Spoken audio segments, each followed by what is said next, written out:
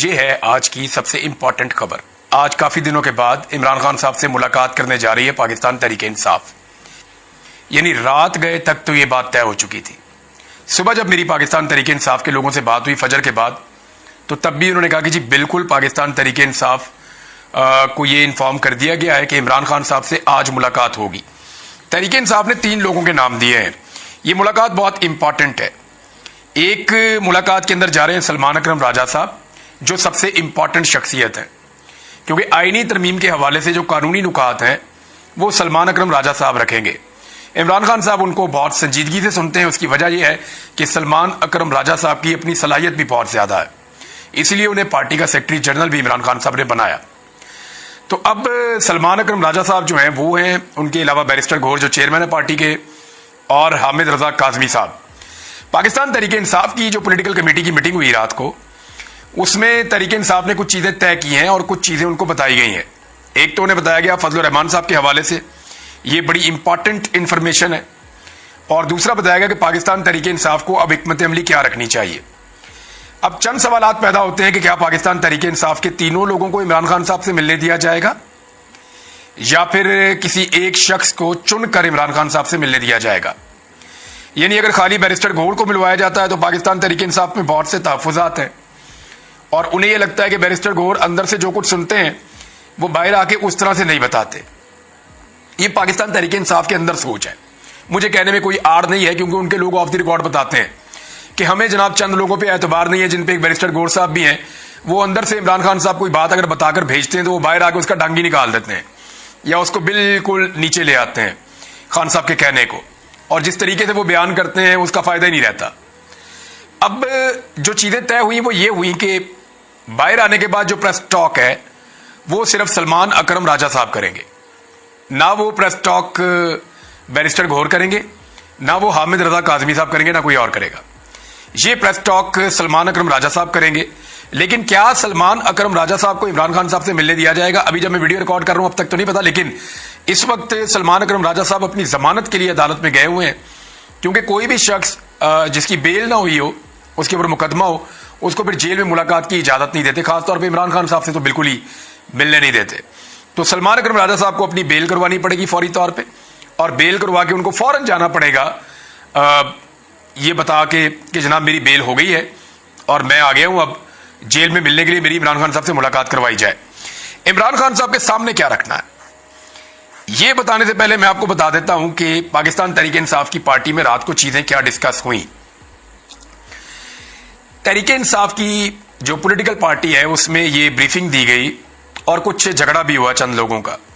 यानी जो लोग पाकिस्तान से बाहर बैठे हुए उनको ताने दिए गए पाकिस्तान में मौजूद लोगों की जानिब से कि जनाब आप पाकिस्तान आए ना, फिर बाहर बैठ के बातें करना बड़ा आसान है, ये कहा गया। तो इस पे जो पाकिस्तान तहरीक इंसाफ के बाहर मौजूद लोग हैं उन्होंने बड़ा क्लियरली कहा कि जनाब आप ये वाली सहूलतें जो आपको पाकिस्तान में मुयस्सर हैं ये आप हमें भी ले दें, हम आ जाते हैं पाकिस्तान। आप आज़ाद भी फिरते हैं, आप इंजॉय भी कर रहे हैं, आप लंदन भी जाते हैं, यूरोप भी जाते हैं, आप अमेरिका भी जाते हैं, आपका जब दिल करता है जिस मर्जी मुल्क में चले जाते हैं, आपके नाम ECL में मौजूद नहीं है। हमें तो निशाने इबरत बनाया गया है, और हमारे पीछे तो रियासत हाथ धोकर पड़ी हुई है। तो आप में और हम में फर्क है, आप ये फर्क खत्म कर दें, हम पाकिस्तान अभी आ जाते हैं। और अगर पाकिस्तान आकर हमने गिरफ्तार होना है या किसी जिंदान में चले जाना है तो इससे बेहतर नहीं है कि हम पार्टी के लिए काम करते रहें। और अगर पाकिस्तान आकर हमने फौरी तौर पर कहीं अगवा हो जाना है और लंबे अरसे तक पता ही नहीं चलेगा कि कहां गया, तो इससे बेहतर नहीं है कि हम बाहर बैठ के काम करते रहें। कम से कम बोलते तो रहेंगे, कम से कम पार्टी के लिए कुछ ना कुछ बाहर बैठ के तो कर रहे हैं। यानी जो लोग बाहर मौजूद हैं आपने उन्हें देखा नहीं। अब यानी जुल्फी बुखारी अगर पाकिस्तान में होते तो किसी काम के ना होते, लेकिन वो पाकिस्तान से बाहर हैं और दुनिया का कोई मुल्क उन्होंने छोड़ा हो जहां पे उन्होंने इमरान खान के लिए आवाज ना उठाई हो। कासिम सूरी जब से गए हैं वो एक के बाद एक बाहर से एक्टिविटीज करते हैं, पॉलिटिकल एक्टिविटीज करते हैं, वो एहतजाज को लीड करते हैं, पार्टी के लिए फंडिंग बेशुमार चीजें वो कर रहे होते हैं। इसी तरह जो शहबाज गिल है वो इतनी बड़ी आवाज बन गए पाकिस्तान तहरीक इंसाफ की, वो अगर पाकिस्तान में होते तो ये आवाज ही ना होती। तो ये चीजें सबको समझनी पड़ेगी कि हर एक का एक जैसा काम नहीं होता, सबको अपनी अपनी डोमेन में रहकर काम करना होता है, और सबके लिए हालात एक जैसे होते भी नहीं है, सबके लिए मुश्किलात अलग अलग होती हैं।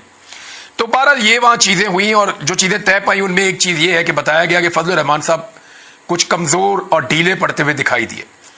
उसकी वजह यह बताई गई कि फजलुर रहमान साहब ने कहा कि जनाब मेरे मुसव्वदे के बहुत करीब पहुंच गई है हुकूमत, चंद चीजें छोड़ के बाकी चीजों पर इत्तफाक राय हो गया है।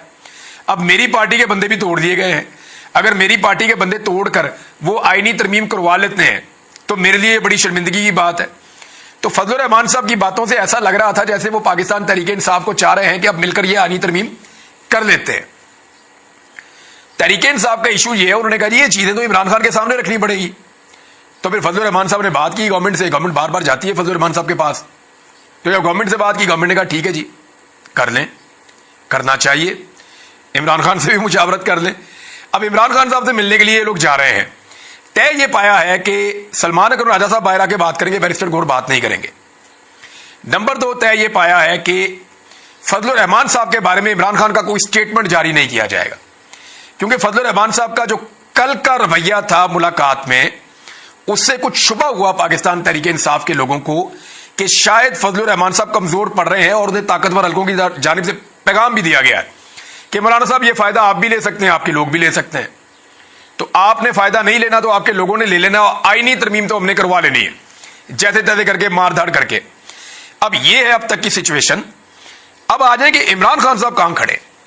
देखें इमरान खान साहब तो इस असेंबली को ही नहीं मानते, वो कहते हैं जी जाली फार्म 47 की ये असेंबली है, इनके पास तो आईनी तरमीम क्या, ये तो कानून साजी करने का इख्तियार नहीं रखते, इनके पास तो सादा अक्सरियत नहीं है, 2/3 अक्सरियत तो मेरे पास है, इमरान खान साहब ये समझते हैं। तो इमरान खान साहब कहां खड़े हुए, वो खड़े हुए 4 तारीख पे। 3 अक्टूबर को उनसे आखिरी मुलाकात हुई थी, तब उन्होंने कहा था कि जनाब आपने इस्लामाबाद एहतजाज करना है, लाहौर एहतजाज करना है, डी चौक पे पहुंचना है और एहतजाज को जारी रखना है। उन्होंने पूरा एक प्लान दिया था इंतजार पंजूता साहब को, और उन्होंने उस प्लान के ऊपर इंप्लीमेंट करवाना था। उन्होंने पार्टी को बताया भी, पार्टी के लोगों ने गुस्सा भी किया कि जनाब ये आप क्या प्लान लेकर आ गए इमरान खान से, हम एहतजाजों के लिए रह गए। इस तरह की बातें लोगों ने की हैं। वक्त आने पे उनके नाम इंतजार पंजूता साहब खुद बताएंगे आपको, या ये चीजें खुल जाएंगी आने वाले वक्त में। मुझे पंजूता साहब ने कहा था कि आपने अभी नाम नहीं लेना, मैं तो सिर्फ इसलिए ये खबर दे रहा हूं कि वो उस आदमी के साथ ज्यादती बहुत बड़ी हो गई। 10 दिन हो गए हैं, अब 11वां दिन है, इंतजार पंजूता साहब का पता ही नहीं चल रहा। उनका भाई कभी इधर भागता है, कभी उधर भागता है, कभी इधर फोन करता है, कभी वहां से पता करता है। वो बेचारे डबल परेशानी, अपनी पार्टी को भी रिप्रेजेंट कर रहा है, इमरान खान साहब के मुकदमे भी लड़ रहा है, अपने भाई को भी ढूंढ रहा है, कितनी बड़ी ज्यादती है। तो वो इंतजार पंजूता, उसको तो गायब भी कर दिया गया, तो प्लान तो चला गया कहीं और। इमरान खान साहब उसी प्लान पे बैठे हुए हैं जो 4 तारीख को हुआ था।